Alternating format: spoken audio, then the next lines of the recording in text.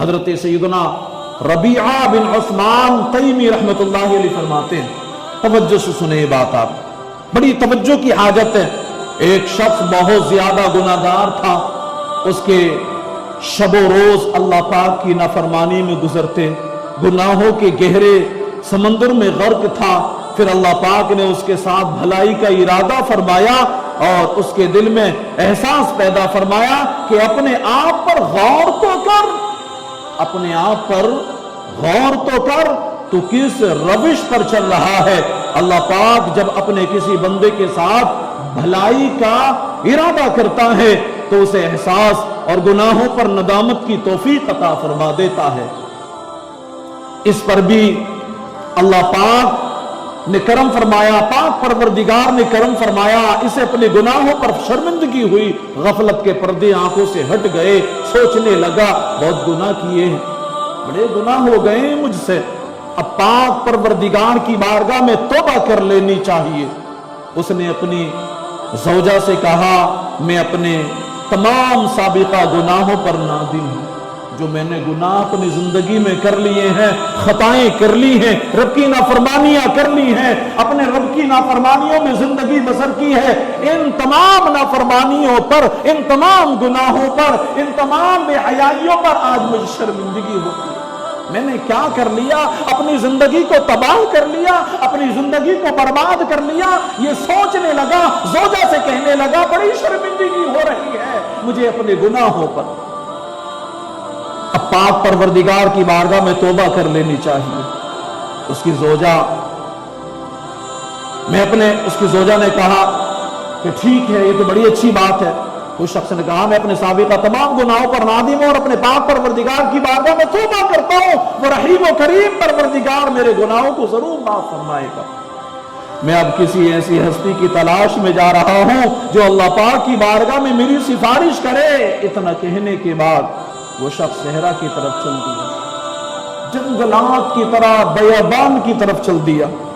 جب ایک ویران میں پہنچا تو زور زور سے پکارنے لگا، زور زور سے پکارنے لگا، اے زمین تو اللہ پاک کی بارگاہ میں میرے لیے شفیع بن جا، اے آسمان تو میرا شفیع بن جا، اے اللہ پاک کے معصوم فرشتوں تم ہی میری سفارش کر دو۔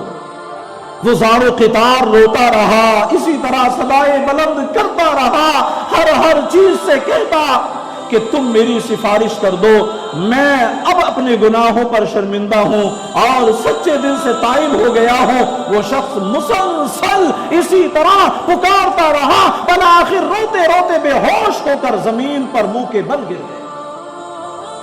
اسی کیفیات میں، اسی حالات میں صدائیں لگاتے لگاتے بے ہوش ہو کر جب منہ کے بل زمین پر گرا، وہ شخص اس کی اس طرح سے آہوزاری اور گناہوں پر ندامت کا یہ انداز مقبول ہوا، اللہ کی بارگاہ میں مقبول ہوا، اور اس کی اللہ کی طرف سے ایک فرشتہ بھیجا گیا جس نے اسے اٹھایا، اس کے سر سے گرد وغیرہ صاف کی، کہا اے اللہ پاک کے بندے تیرے لیے خوشخبری ہے کہ تیری توبہ اللہ پاک کی بارگاہ میں قبول ہو گئی ہے، اللہ نے تیری توبہ کو قبول فرما لیا ہے۔ اس پر وہ شخص بہت خوش ہوا، کہنے لگا اللہ پاک آپ پر رحم فرمائے، اللہ پاک کی بارگاہ میں میری سفارش کون کرے گا؟ اللہ پاک کی جناب میں میری سفارش کون کرے گا؟ وہاں میرا شفیع کون ہوگا؟ فرشتے نے جواب دیا تیرا اللہ سے ڈرنا یہ ایک ایسا عمل ہے جو تیرا شفیع ہوگا، اور تیرا یہی عمل بارگاہ خدا بندی میں تیری سفارش کرے گا، یہی تیرا عمل بارگاہ صدا سمدیت میں تیری سفارش کرے گا۔ اللہ اکبر۔ اب ذرا غور کرو اور مسلمانوں، 100,000 آفرین اس نوجوان پر کہ جب اس پر گناہوں کی سبب اللہ کی بارگاہ میں شرمندہ ہونے کا خوف غالب آیا تو اس نے اپنے تمام گناہوں سے سچی توبہ کر لی۔ روز قیامت اللہ پاک کی بارگاہ میں اپنی سفارش کرنے والے کی تلاش میں نکلا، اللہ پاک نے ایک فرشتے کے ذریعے سے توبہ قبول ہو جانے کی خوشخبری سنائی. یقیناً جن خوش نصیبوں کو صحیح معنوں میں اللہ پاک کا خوف نصیب ہو جائے، وہ خلوت ہو یا جلوت ہر حال میں اللہ پاک سے ڈرتے ہیں اور ارتکاب گناہ سے بچنے کی کوشش بھی کرتے ہیں. اور مسلمانوں، بلا شبہ خوف خداوندی ہماری اخروی نجات کے لیے بڑی اہمیت کا حامل ہے، کیونکہ عبادات کی بجا آوری اور ممنوع چیزوں سے باز رہنے کا عظیم ذریعہ خوف خدا ہی تو ہے.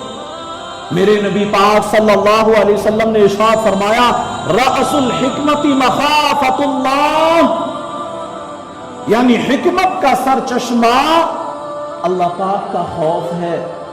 حکمت کا سر چشمہ اللہ پاک کا خوف ہے. جس کے دل میں خوف خدا ہے اس کا دل سب چیزوں کو محسوس کرتا ہے، وہ توبہ بھی کرتا ہے، استغفار بھی کرتا ہے، رب کی بارگاہ میں رجوع کرتا ہے، اللہ کا مقبول بن جاتا ہے. یہ حکمت کا سر چشمہ خوف خدا بندی ہے. لہذا دنیاوی رونقوں، دنیاوی مسرتوں اور رعنائیوں میں کھو کر حساب آخرت کے معاملے میں غفلت کا شکار ہو جانا یقیناً نادانی ہے، نادانی. یاد رکھیے ہماری نجات اسی میں ہے. ہم رب کائنات اور اس کے پیارے حبیب صلی اللہ علیہ وسلم کے احکامات پر عمل کرتے ہوئے اپنے لیے نیکیوں کا ذخیرہ اکٹھا کریں.